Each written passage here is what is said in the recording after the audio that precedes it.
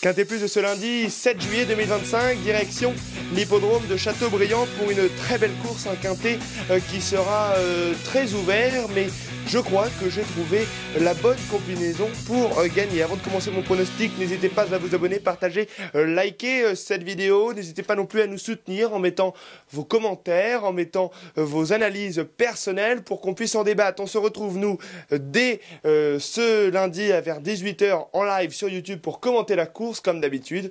Donc n'hésitez pas à venir nombreux. Allez, on commence avec mon pronostic et je commence avec le 12, Hasard des Rames, qui sera associé à David Thomas. Sur ses meilleures valeurs, c'est une première chance.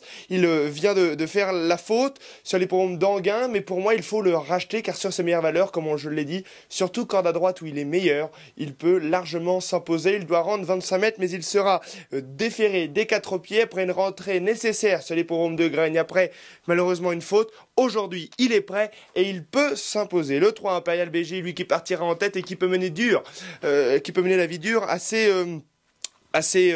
aux autres, j'ai envie de dire, à l'échelon de 25 mètres. Il a fait la faute dans le trophée vert de Montluçon. Il faut le reprendre absolument, associé à l'homme en forme du moment, Alexis Colette. Il est prêt à faire une très belle performance. L'entourage est très confiant. C'est la chaleur de cette course. Alexis Colette, il part en tête. Pour moi, c'est une base s'il est au trot. Le 14, Furioso Ligny, qui vient de s'imposer brillamment sur l'hippodrome de Paris-Vincennes. Il était à une cote de plus de 50 contre 1 avec Gabi Gelormini. Aujourd'hui, il est associé à Esteban de Jésus. Il s'imposait sur 2100 mètres. Aujourd'hui, c'est 3000 mètres. C'est un petit peu plus long, voire beaucoup plus long. On sait que c'est un cheval qui fait autant bien la longue que la courte distance. La courte distance, il la faisait moins bien jeune, mais j'ai l'impression que là, il va de mieux en mieux. La preuve, il s'est imposé dernièrement sur l'hippodrome de Vincennes.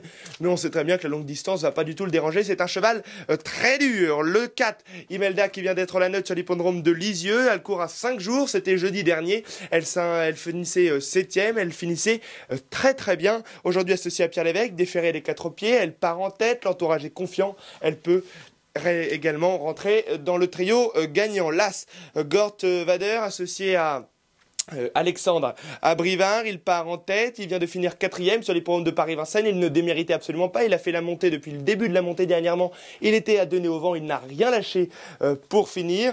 Pour moi, c'est une très belle chance. Au premier échelon, il peut largement s'immiscer parmi le quintet. Le 9, Héraldique, un cheval très dur qui vient de courir dans un lot bien plus supérieur, battu par Harmonie du Rabitin, battu par Ibiki de Well, par Inato Piergi, des chevaux de grande qualité, des chevaux qui courront, s'ils couraient aujourd'hui, ils seraient bien évidemment les meilleurs, ils seraient bien évidemment les grands favoris également. Donc le 9, Héraldique, a été disqualifié ensuite après enquête, après avoir pris la 5e place, mais l'entourage est très confiance, c'est également une des chaleurs de l'épreuve, associé à Damien Beaune, il peut, j'ai envie de dire, il pourrait, au conditionnel, venir s'immiscer dans les 3 premiers et dans le quintet, pourquoi pas même s'imposer, il sera déféré des 4 pieds. Le 7, intouchable sur ses meilleures valeurs, est une très belle chance, sauf qu'il fait une rentrée de 4 mois, il sera associé à Benjamin Rochard, ça remonte un petit peu la pression, l'entourage ne court pas juste pour faire de la figuration, il court